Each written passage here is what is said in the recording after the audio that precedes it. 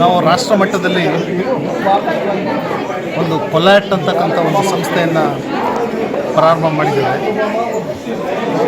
ಅದು confederation of all India teachers association.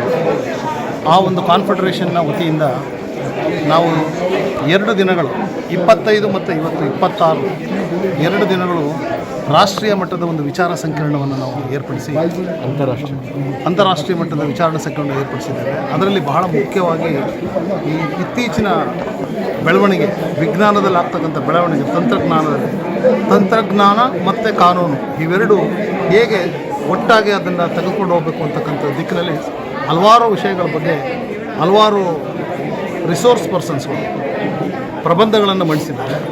ಆ ಪ್ರಬಂಧಗಳು ಸುಮಾರು 2 ದಿನಗಳಲ್ಲಿ ಸುಮಾರು ಒಂದು 20 ಪ್ರಬಂಧಗಳು ಮಂಡಿಸಿದ್ದಾರೆ.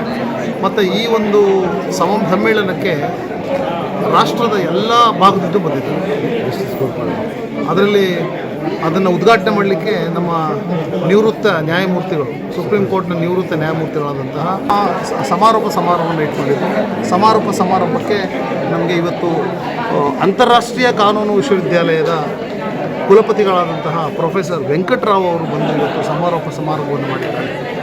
ಹೀಗಾಗಿ ಇವತ್ತಿನ ಈ ಒಂದು 2 ದಿನಗಳ ಕಾರ್ಯಕ್ರಮ ಒಂದು ರೀತಿ ಒಂದು ಹೊಸ ಜ್ಞಾನವನ್ನು ಮೂಡಿಸ್ತಕ್ಕಂಥ, ಕಾನೂನು ಕ್ಷೇತ್ರದಲ್ಲಿ ಹೊಸ ಜ್ಞಾನವನ್ನು ಮೂಡಿಸ್ತಕ್ಕಂಥದ್ದು, ತಂತ್ರಜ್ಞಾನವನ್ನು ಹೇಗೆ ಕಾನೂನು ಕ್ಷೇತ್ರದಲ್ಲಿ ಬಳಸ್ಕೋಬೇಕು ಮತ್ತು ನಮ್ಮಲ್ಲಿರ್ತಕ್ಕಂಥ ಈ ಏನು ಪೆಂಡಿಂಗ್ ಪ್ರಕರಣಗಳಿವೆ ಹಲವಾರು ನ್ಯಾಯಾಲಯಗಳಲ್ಲಿ, ಅದನ್ನು ಹೇಗೆ ತ್ವರಿತವಾಗಿ ಅದನ್ನು ನಾವು ವಿಲೇವಾರಿ ಮಾಡ್ಬೋದು ತಂತ್ರಜ್ಞಾನದಿಂದ ಅಂತಕ್ಕಂಥ ವಿಷಯದ ಬಗ್ಗೆ ಸಾಕಷ್ಟು ವಿದ್ವಾಂಸರು ಇದರ ಬಗ್ಗೆ ಇವತ್ತು ಚರ್ಚೆಯನ್ನು ಮಾಡಿದ್ದಾರೆ.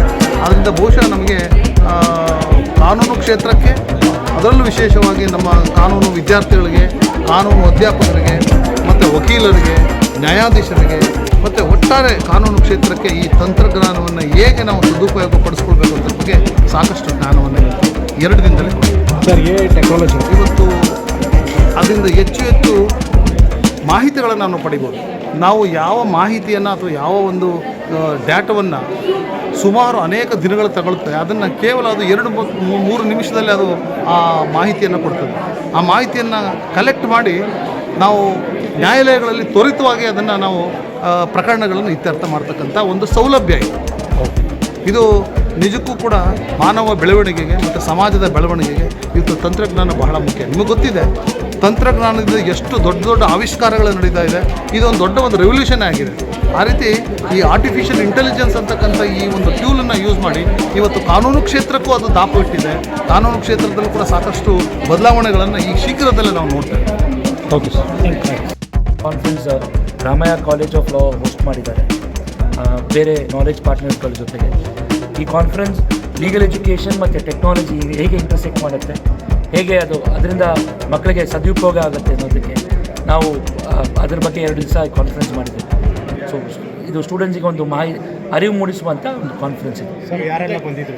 ಬೇರೆ ಬೇರೆ ರಾಜ್ಯಗಳಿಂದ ವೈಸ್ ಚಾನ್ಸಲರ್ ಆಗಿರುವಂಥ ಎಲ್ಲ ಅಕಾಡೆಮಿಷಿಯನ್ಸ್ನ ನಾವು ಕರೆದಿದ್ವಿ. ಕೌನ್ಸಿಲ್ ಚೇರ್ಮನ್ ಬಂದಿದ್ದರು.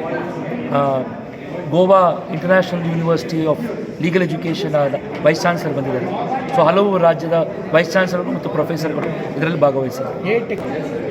ಯಾವ ರೀತಿ ನಾವು ಒಂದು ಟೂಲ್ ಆಗಿ ನಾವು ಉಪಯೋಗಿಸ್ಕೊಂಡು ಮಕ್ಕಳು ಇನ್ನೂ ಉನ್ನತ ಶಿಕ್ಷಣ ಮಾಡ್ಬೋದು, ಇದರಿಂದ ಉನ್ನತ ಅಭ್ಯಾಸ ಆಗುತ್ತೆ ಅವರಿಗೆ ಅನ್ನೋದ್ರ ರೀತಿಯಾಗಿ ಈ ಕಾನ್ಫರೆನ್ಸಿಂದ ನಾವು ಒಂದು ಡಿಸ್ಕಷನ್ ಮಾಡಿದ್ದೇವೆ.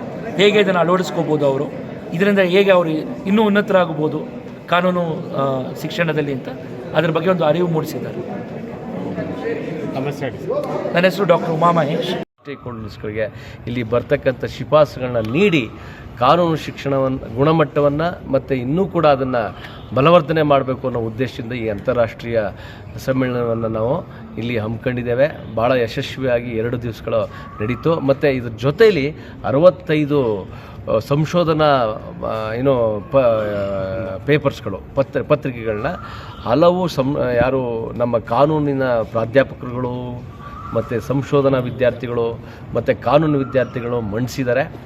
ಎಲ್ಲರ ಒಂದು ಆಲೋಚನೆ ವಿಚಾರಗಳನ್ನು ನಾವು ಸಂಕ್ಷಿಪ್ತವಾಗಿ ಮಾಡಿ ಇದನ್ನೆಲ್ಲ ಶಿಫಾರಸು ಮಾಡ್ತೀವಿ ಕೇಂದ್ರ ಸರ್ಕಾರಕ್ಕೆ ಮತ್ತು ಆಯಾ ರಾಜ್ಯ ಸರ್ಕಾರಗಳಿಗೆ. ಇದು ಈಗ ಪ್ರಾರಂಭವಾಗಿದೆ. ಮತ್ತು ನಮ್ಮ ನ್ಯಾಯಮೂರ್ತಿ ಜಸ್ಟಿಸ್ ಗೋಪಾಲ್ ಗೌಡ್ರ ಪ್ರಕಾರ ಇದನ್ನು ಈ ಒಂದು ಶಿಕ್ಷಕರ ಬಗ್ಗೆ ಭಾಳ ಒಂದು ಶಿಕ್ಷಕರ ಧ್ವನಿಯಾಗಿ ಈ ಒಂದು ಕನ್ಫೆಡರೇಷನ್ ಲಾ ಟೀಚರ್ಸ್ ದಿನದಿಂದ ಮುಂದೆ ಶಿಕ್ಷಕರನ್ನು ಕೂಡ ನ್ಯಾಯಾಲಯದಲ್ಲಿ ಶಿಕ್ಷಕರು ಕೂಡ ನ್ಯಾಯಾಲಯದಲ್ಲಿ ಆಗಿ ಹಾಗೂ ವಕೀಲರಂತೆ ಅವರು ಕೂಡ ಪ್ರಾಕ್ಟೀಸ್ ಮಾಡಲಿಕ್ಕುಗಳನ್ನ ಮಂಡಿಸಿದ್ದಾರೆ. ಮತ್ತು ಇನ್ನು ನಮಗೆ ರಾಷ್ಟ್ರದಲ್ಲಿ ಕಾನೂನು ಶಿಕ್ಷಣವನ್ನು ಗುಣಮಟ್ಟವನ್ನು ಎತ್ತಿಡಲಿಕ್ಕೆ ಒಂದು legal directorate, legal education director ಅಂತ ಸೆಪರೇಟಾಗಿ ಮಾಡಬೇಕು ಅಂತ ಈ ಎಲ್ಲ ಕೂಗುಗಳು ಬಂದಿವೆ. ಮುಂದಿನ ಎಲ್ಲ ತಜ್ಞರ ಜೊತೆ ಕರೆಸಿ ನಿವೃತ್ತ ನ್ಯಾಯಾಧೀಶರು, ಪ್ರಾಧ್ಯಾಪಕರುಗಳು, ನುರಿತ ವಕೀಲರುಗಳನ್ನ ಸೇರಿಸಿ ನಾವು ಈ ಥರ ಮುಂದೆ ಒಳ್ಳೆಯ ಕೆಲಸಗಳನ್ನ ಮಾಡಲಿಕ್ಕೆ ಹೊರಟಿದ್ದೇವೆ. ಈ ಒಂದು ಯಶಸ್ವಿಯಾಗಿ ನಡೆದಿದೆ.